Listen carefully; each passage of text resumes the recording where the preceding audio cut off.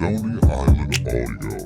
I'm interested from your perspective. Is there any difference between being independent and being underground? Is that the same thing, or is it something that there's a differentiator for? I always thought that there was a distinction, just because I think that when you're talking about quote unquote independent, then you're in a business space, right? You're Hmm. talking about business. I think you can be on a major label and be underground because no one's really peeping you. Underground is a lot of times it's about a scene. It's about something that's happening in your city. It's about something that's happening in multiple cities that are connecting. Right. It's a scene that's not based on business. It's a scene that's based on culture happening, regardless of whether or not the business is in place. And the indie distinction is something that you could say it moves to. You could say like Hmm. the underground scene in New York City of the mid 90s moved into an independent scene with the establishment of labels like Raucous and the establishment of groups like Company Flow, who are floating the word independent out there and saying like, let's self-distribute our records. Right. It's a choice. It's a reality. So yeah, I don't know if I have anything deep to say about it, except that I do think that there's a distinction. You're not necessarily talking about business when you say underground. I think it's more Right. of like recognizing that you're not on the radar of popular culture. Where you live in your space is more in a scene. It's more in an ideal than it is in the business, in the industry. If that makes sense. I don't know if that makes sense. I wish it was It deeper. does. No, but it's good because I think that the boundaries between the two, especially the further along we get, they get real hazy. I think that there has been some conflation between independent and underground, even in my own mind, to where Sure. like when Chance says he's independent, I feel weird about it because he's getting money from somewhere. I'm like, but then Yeah. you're right. It's not necessarily about his sound, his aesthetic, or his circumstances. It's about the No. fact that he's putting his own music out.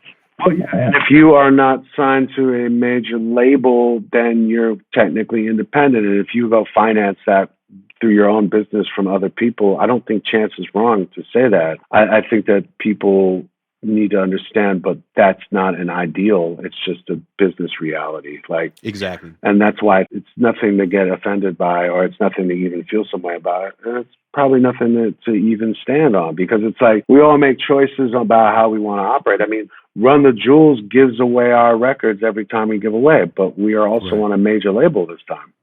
So what Right. are we? Right. What are we? Like we gave away our record for free. Right. Doesn't get much more goddamn independent than that, does it? But at the same time, we fucking signed to a major label for one record. We wanted a marketing budget. I think it's about how you operate and the way that your shit is set up. I don't think that some of the older ways that we've from our scene, or like let me say from my scene, started to establish and draw lines. I don't think that they really technically apply in the same way anymore. But I think that you could look at it more like a spirit at this point, Hmm.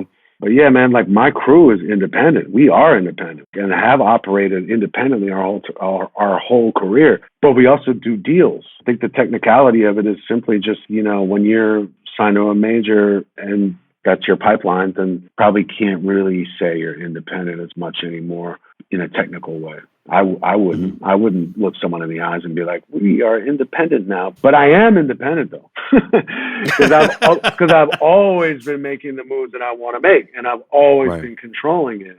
I've modified my perspective on it to mean, are you creating and crafting a world around what you're doing in which you feel good to be operating? Do you feel comfortable? Do you feel like this is the way that you want to operate? And if you're in a situation where you find yourself not feeling comfortable and also not being able to change it, you may not be independent.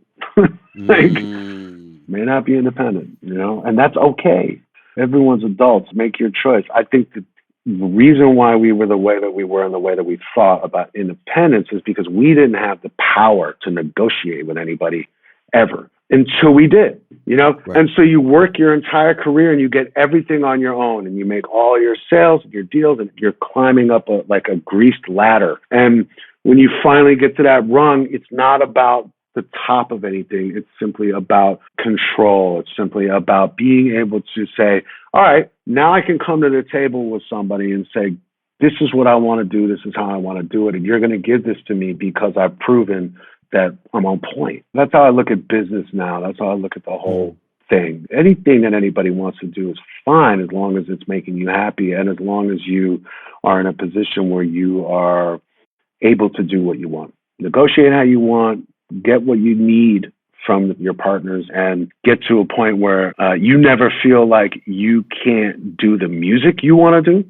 or that you can't say what you want to say. You know, it's just about fucking personal control, man. You know, well, I do think it was important to get some perspective from you being the first person who I ever heard fucking holler independent. So it's good to have some idea what that means to you, you know, in 2021.